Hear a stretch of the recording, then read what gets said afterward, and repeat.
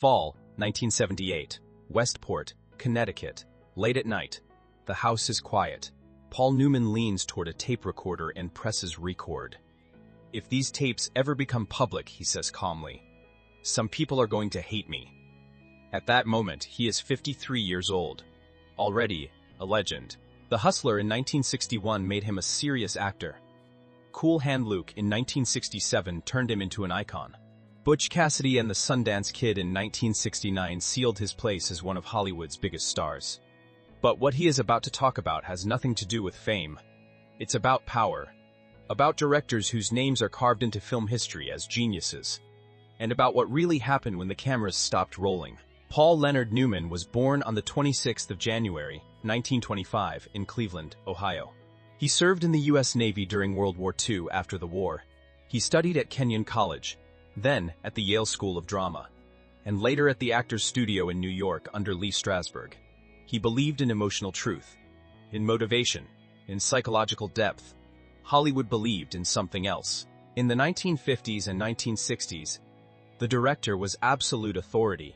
The old studio system was weakening, but on set the rule remains simple: the director decides. The actor obeys. In 1966, Newman starred in the Cold War thriller, Torn Curtain. The director was Alfred Hitchcock. At the time, Hitchcock was 67 years old. He had already made Psycho in 1960, Vertigo in 1958, and Rear Window in 1954. He was untouchable. Newman expected collaboration. Hitchcock expected control. Hitchcock had famously said in a 1963 interview, "Actors are cattle." He later claimed he was misquoted, but the attitude was well known. He storyboarded everything in advance and disliked actors who tried to reinterpret scenes. For him, performances were technical elements, not emotional explorations. Newman, trained in method acting, tried to discuss character motivation. Hitchcock reportedly showed little interest. Years later, Newman admitted that there was no creative connection between them. He described the experience as cold, controlled, mechanical. There was no screaming, no dramatic scandal, just a silent assertion of power. And that wasn't the only name.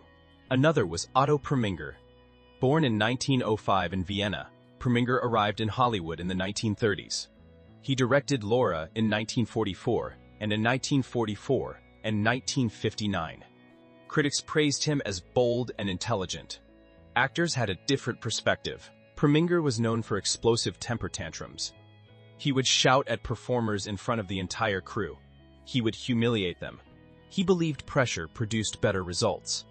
In 1963, Judy Garland worked with him on In the Cool of the Day. Later accounts described intense tension on set. Preminger's authoritarian style was not unusual for the time. It was accepted, sometimes even admired. Newman, in his private recordings, reflected on this culture. "Some directors think terror is a method," he said. He did not call them evil. He did not frame himself as a victim. He talked about the system. Between 1960 and 1975, Hollywood rewarded results. If a director delivered box office success or critical acclaim, behavior was often ignored. An actor who complained risked being labeled difficult. And in Hollywood, being difficult could end a career. By 1970, Newman had enough star power to choose projects. He worked with George Roy Hill on Butch Cassidy and the Sundance Kid in 1969 and The Sting in 1973.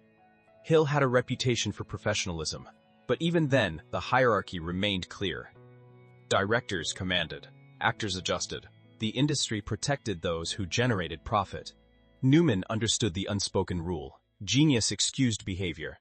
That was the part that unsettled him most. Not a single dramatic confrontation. Not one villain.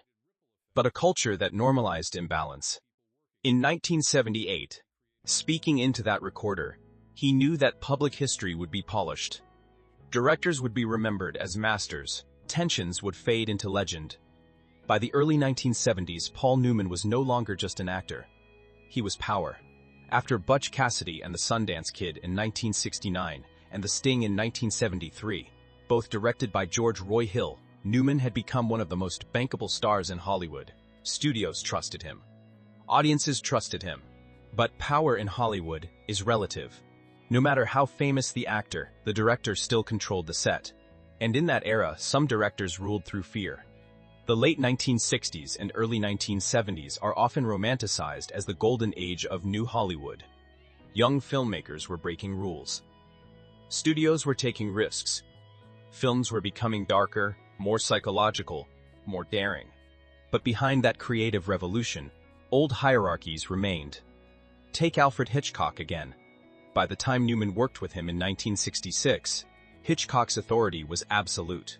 Crew members rarely questioned him. Actors were expected to adapt. When Torn Curtain underperformed critically compared to Hitchcock's earlier work, blame quietly shifted toward casting choices and studio interference, not toward the director's rigid methods. That was the pattern. Responsibility flowed downward. Authority stayed at the top. Newman later reflected that actors were often treated as replaceable components. If a performance didn't align with the director's precise vision, the actor was the problem. Not the communication. Not the leadership. The system reinforced silence. Otto Preminger operated in a similar climate. Throughout the 1950s and 1960s, Preminger's temper was well documented. On the set of Anatomy of a Murder in 1959, crew members described intense pressure. He demanded endless retakes. He publicly corrected actors. His authority was theatrical and intimidating. Yet studios continued hiring him. Why? Because he delivered. The industry's logic was simple. Results justified behavior. Newman understood something crucial by the mid-1970s. Hollywood didn't create tyrants. It rewarded them. Directors who dominated the room were often labeled strong. Those who intimidated were called demanding.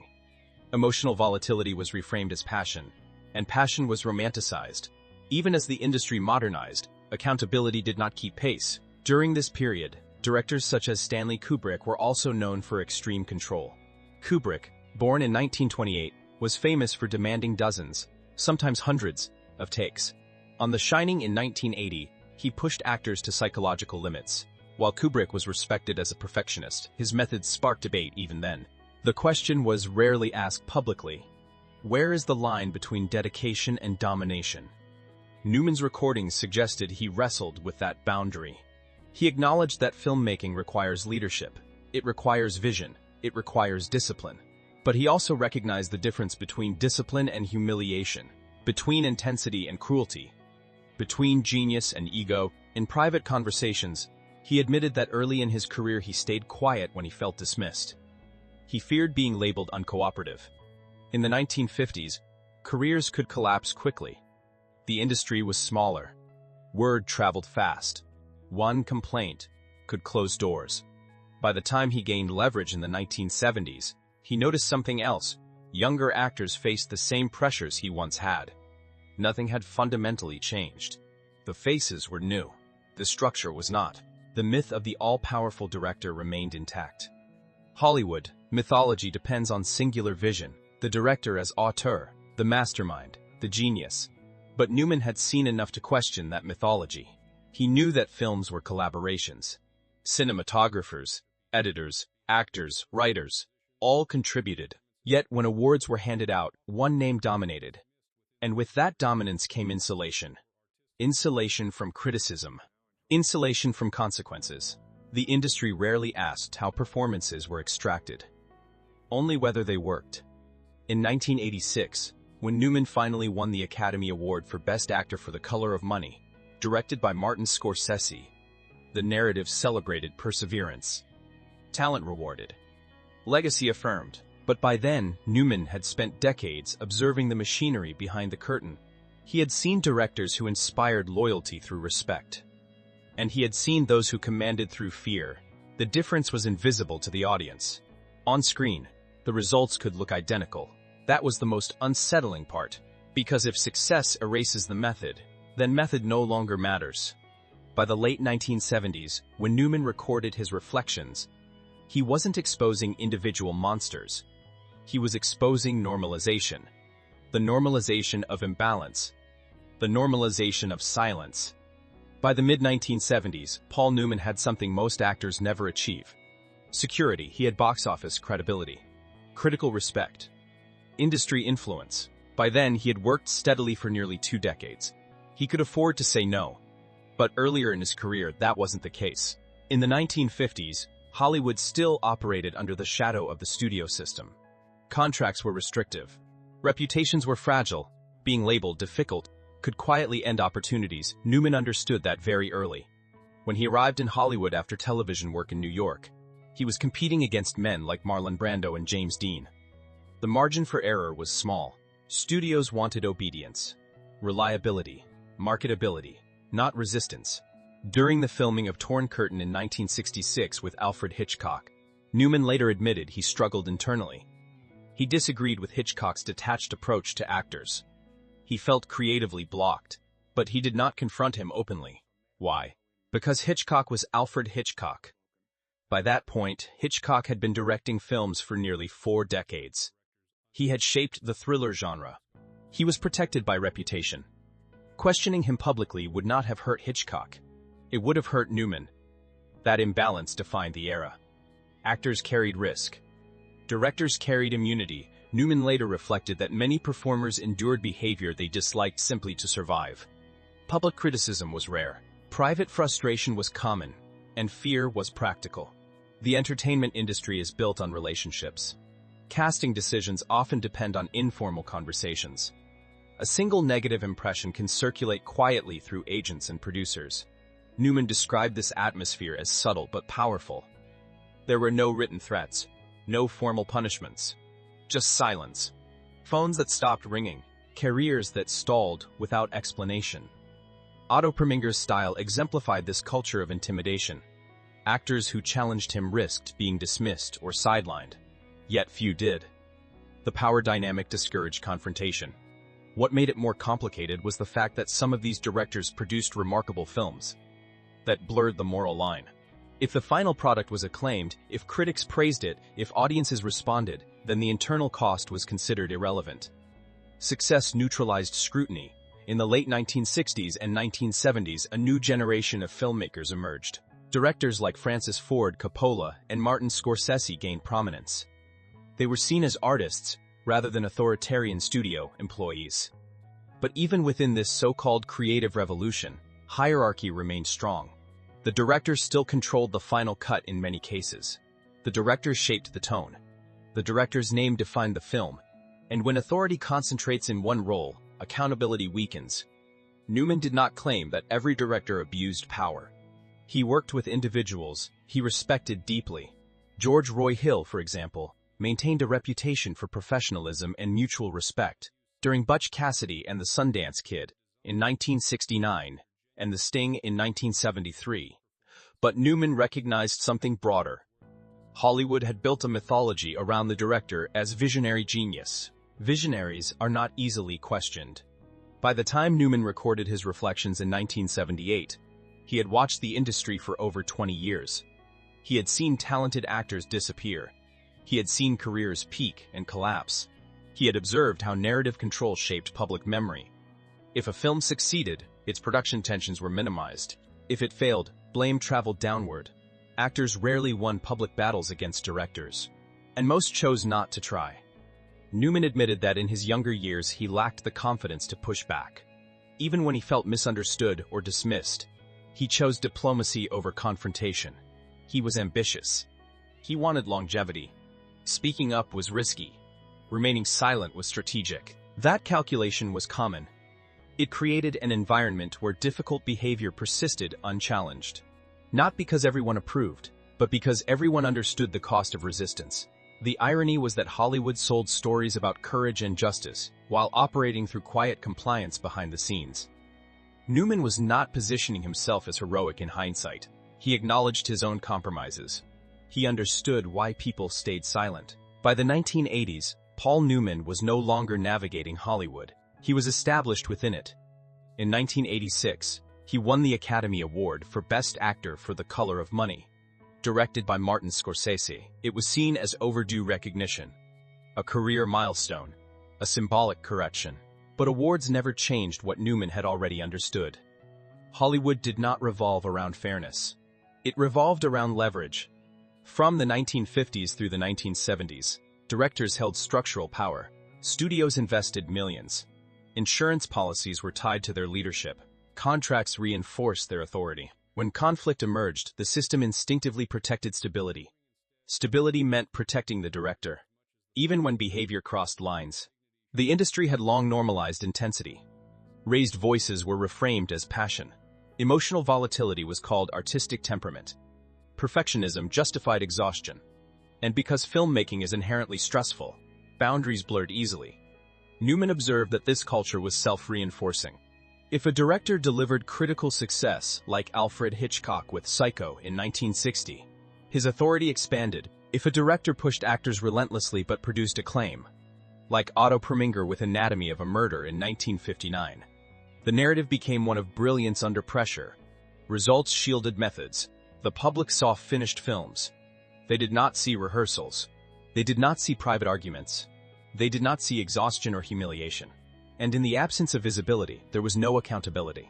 By the late 1970s, Hollywood was shifting economically. Blockbusters like Jaws in 1975 and Star Wars in 1977 redefined profitability. Studios became increasingly corporate. Financial stakes grew higher. With higher stakes came even greater concentration of power. Directors who could deliver large-scale success gained unprecedented influence. Negotiating leverage increased. Creative control expanded. Accountability did not expand with it. Newman reflected on this imbalance privately. He did not campaign publicly against individuals. He did not accuse by name. What disturbed him was systemic. He understood something many outsiders missed. Power in Hollywood is rarely explicit. There are no formal declarations of immunity. There is reputation. There is momentum. There is fear of disruption. A studio facing a major production does not want scandal. It does not want conflict headlines. It does not want instability. So tension is often resolved quietly or ignored. Actors, especially younger ones, face asymmetrical risk. If they resist a powerful director, they risk being labeled uncooperative. That label can circulate invisibly.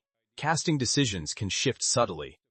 Opportunities can evaporate without explanation. Newman had reached a point in his career where that risk no longer applied to him, but he remembered when it did.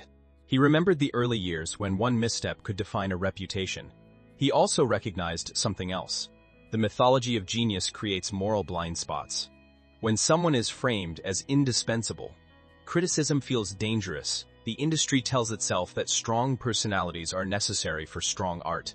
That suffering proves commitment. Newman questioned that logic. He had seen directors who inspired excellence through clarity and respect. He had seen others who relied on intimidation. The results, on screen, could look similar, but the internal experience was not. The culture, however, rarely distinguished between the two. It celebrated outcomes, not methods. By the 1990s and early 2000s, Hollywood began facing public conversations about misconduct and abuse of power. Allegations surfaced against powerful figures in various roles: producers, executives, performers. The conversations that would erupt publicly decades later had been simmering privately for generations. Newman's reflections, recorded in 1978, were not explosive revelations. They were early acknowledgments that talent does not excuse cruelty, that authority without oversight drifts toward excess, that silence enables continuity. He understood that industries protect what benefits them. Directors who delivered awards and revenue were valuable assets. Value creates insulation, and insulation delays consequence. Newman did not frame the story as heroes versus villains. He framed it as imbalance, as normalization, as a culture that quietly absorbed discomfort because challenging it seemed riskier than enduring it. By the time he reached the later years of his life, he had shifted his focus toward philanthropy and social causes. He founded Newman's Own in 1982. Channeling profits to charity, he stepped back from relentless industry competition. Perhaps distance sharpened perspective. Perhaps time made reflection easier. What is clear is this: he had seen how power concentrated. He had seen how reputation shielded behavior. And he had seen how the system sustained itself. Not through dramatic conspiracies, but through quiet acceptance. And that realization was harder to dismiss than any individual name, because systems outlive personalities. And unless questioned, they repeat themselves. Paul Newman died on the 26th of September 2008, at the age of 83. The headlines were predictable: legend, icon, philanthropist, movie star, clips from Cool Hand Luke, quotes from The Hustler, images from Butch Cassidy and the Sundance Kid. Hollywood remembered the smile, the blue eyes, the charisma. It did not remember the tape recorder. It did not remember the quiet reflections from 1978. Because history prefers clean narratives. Newman's recordings, later reconstructed and published decades after his death, did not explode with scandal. They did not accuse specific individuals of crimes. They did not name villains in dramatic fashion. What they revealed was subtler and more unsettling. They revealed awareness. Awareness that genius can become a shield. Awareness that reputation can silence criticism. Awareness that power, when left unchecked, expands naturally. Newman never framed himself as morally superior. He admitted his own flaws, his ego, his insecurity, his struggle with alcohol during different periods of his life. He acknowledged that he, too, benefited from the system once he gained influence. That is what makes his perspective difficult to dismiss. He wasn't attacking Hollywood from the outside. He was describing it from within. The directors he worked with, Alfred Hitchcock, Otto Preminger, George Roy Hill, and others, remain embedded in film history as artists. Their contributions are studied in film schools. Their work continues to influence modern cinema. And that is true. They were influential. They shaped the language of film. But influence does not erase complexity. Newman understood that the public sees finished frames, not the process behind them. They see performance, not power dynamics. They see awards, not negotiations. The industry constructs mythology efficiently. Directors become auteurs. Actors become icons. Films become landmarks. Tension becomes anecdote. Conflict becomes trivia. Behavior becomes footnote. The deeper question Newman raised was not whether certain directors were evil.